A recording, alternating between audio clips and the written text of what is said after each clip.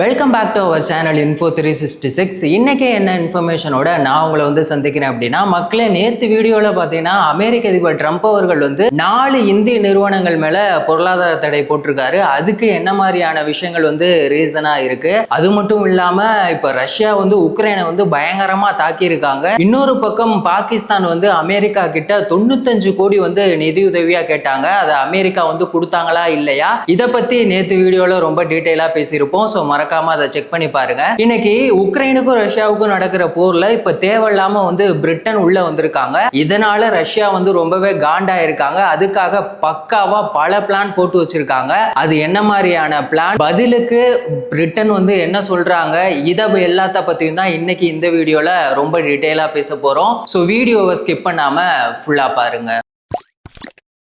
உக்ரைனுக்கும் ரஷ்யாவுக்கும் இடையில வார் அப்படிங்கிறது பாத்தீங்கன்னா 4 வருஷத்துக்கு மேல கண்டினியூவா நடந்துகிட்டே இருக்கு. ஏற்கனவே உக்ரைனுக்கு பாத்தீங்கன்னா அமெரிக்கா அணு ஆயுதங்கள் எல்லாத்தையுமே கொடுத்து சப்ளை பண்ணிட்டு இருக்காங்க. அதனாலதான் இந்த போர் முடியாம தொடர்ந்து நடந்துகிட்டே இருக்கு. இப்போ என்னாச்சுன்னா, உக்ரைனுக்கு பிரிட்டனுமே அணு ஆயுதங்கள் மட்டும் கிடையாது, ராணுவ உதவிகளையுமே செஞ்சுக்கிட்டு இருக்காங்க. இப்போ பிரிட்டன் உக்ரைனுக்கு கொடுத்த அந்த ட்ரோன் மூலமா அதை யூஸ் பண்ணி உக்ரைன் என்ன பண்ணிருக்காங்கன்னா, ரஷ்யாவுடைய உள்நாட்டு பகுதியா இருக்கட்டும், இல்ல எண்ணெய் கிணறு எல்லாத்தையுமே அட்டாக் பண்ணியிருக்காங்க. இப்ப ரஷ்யாவுடைய காண்டு என்ன அப்படின்னா, நம்ம 2 பேருக்கு இடையில சண்டை நடந்துகிட்டு இருக்கு, தேவையில்லாம இவன் ஏன் மூக்க நுழைக்கிறான் அப்படின்னு சொல்லி பிரிட்டன் மேல ரொம்பவே காண்டுல இருக்காங்க. ரஷ்யாவுடைய அரசு தொலைக்காட்சியா இருக்கட்டும், இல்ல ஊடகங்கள் அவங்க சைட்ல இருந்து சொல்ற ஒரு விஷயம் என்னன்னா, நீங்க உக்ரைனுக்கு இந்த அணு ஆயுதங்கள் கொடுக்கறது எல்லாத்தையுமே நிறுத்திக்கோங்க, இல்லைன்னா பின்விளைவுகள் ரொம்ப மோசமா இருக்கும் அப்படிங்கிற மாதிரியான விஷயங்களை சொல்றாங்க. அது மட்டும் இல்ல, ரஷ்யாவுடைய ஒரு டிவி தொகுப்பாளர் என்ன சொல்றாங்கன்னா, தண்ணிக்கு அடியில மூச்சு விடுறது எப்படி அப்படிங்கறதெல்லாம் பழகிக்கோங்க, உங்களுக்கு ரொம்பவே யூஸ்ஃபுல்லா இருக்கும் அப்படிங்கிற மாதிரி சொல்லி எல்லாம் மிரட்டிட்டு இருக்காங்க. இப்ப என்ன பிளான் போட்டுக்கிட்டு இருக்காங்க அப்படின்னு சொல்லி பார்த்தோம்னா, ரஷ்யா கையில் எடுத்திருக்க ஒரு விஷயம் பொசைடன். இது ஒரு சாதாரணமான ஒரு ஏவுகணையே கிடையாது. இது கடலுக்கு அடியில ரொம்ப வேகமா போகக்கூடிய ஒரு ரோபோட்டிக் அணுகுண்டு கப்பல் அப்படின்னே சொல்லலாம். இப்ப ஏவுகணை அப்படின்னா பாக்குறதுக்கு அது சின்னதா தானே இருக்கும். ஆனா இது எப்படி இருக்கும் அப்படின்னு சொல்லி பார்த்தோம்னா, ஒரு பஸ் எப்படி இருக்குமோ அந்த அளவுக்கு நீளமும் பயங்கரமான ஒரு வெயிட்டுமே இருக்கும். இதுக்குள்ள பாத்தீங்கன்னா அணு உலை இருக்கும். அது மூலமா பேட்டரியோ பெட்ரோலோ தீந்து போயிரும் அப்படிங்கிற கவலையே நமக்கு கிடையாது. அது மூலமா என்ன ஆகும் அப்படின்னு சொல்லி பார்த்தோம்னா, இது உலகத்துல இருக்க எல்லா கடல் பகுதியையுமே சுத்தி பார்த்தரலாம். அந்த அளவுக்கு அது பவர்ஃபுல்லான ஒரு விஷயமா இருக்கு. அது மட்டும் இல்லாம இப்ப எதிரி நாட்டோட கடலுக்கு அவங்களுக்கே தெரியாம அந்த கடல் பகுதியில போய் இது பதுங்கிக்கும். அவ்வளவு வேல்யூவான ஒரு விஷயமாவுமே இருக்கு. இப்ப ரஷ்யாவுடைய மாஸ்கோல இருந்து ஒரு பட்டனை அழுத்தினா இங்க என்ன ஆகும் அப்படின்னு சொல்லி பார்த்தோம்னா, பொசைடன் வெடிக்க ஆரம்பிச்சிடும். இந்த பொசைடன் வெடிக்க ஆரம்பிச்சிச்சுன்னா ஒரு சுனாமியே உருவாகும் அப்படின்னு சொல்றாங்க.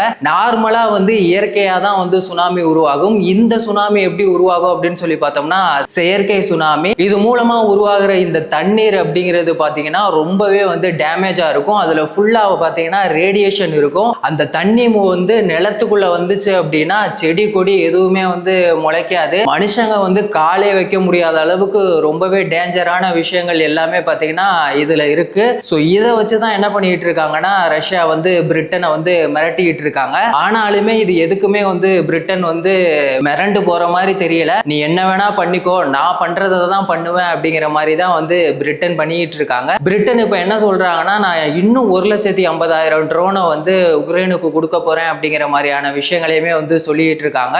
நாங்க எப்பவுமே உக்ரைனுக்கு தோளுக்கு தோளா நிற்போம் அப்படிங்கிற மாதிரியான விஷயங்களையுமே சொல்லியிருக்காங்க.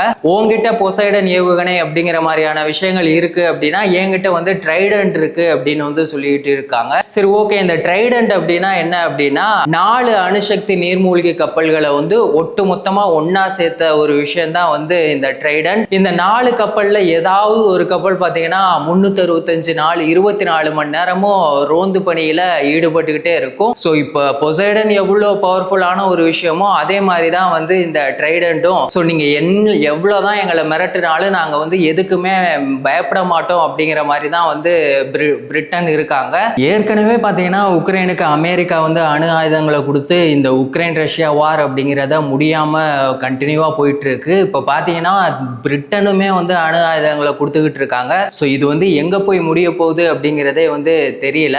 இந்த இன்ஃபர்மேஷன் உங்களுக்கு யூஸ்ஃபுல்லா இருந்துச்சா, வார் சம்பந்தமான டெய்லி அப்டேட்டை நீங்க வந்து தெரிஞ்சுக்கணும் அப்படின்னா நம்ம சேனலை மறக்காம சப்ஸ்கிரைப் பண்ணுங்க, உங்க ஃப்ரெண்ட்ஸுக்கு ஷேர் பண்ணி சப்போர்ட் பண்ணுங்க. வேறொரு வீடியோல வேறொரு இன்ஃபர்மேஷன்ல திரும்பவும் சந்திக்கலாம்.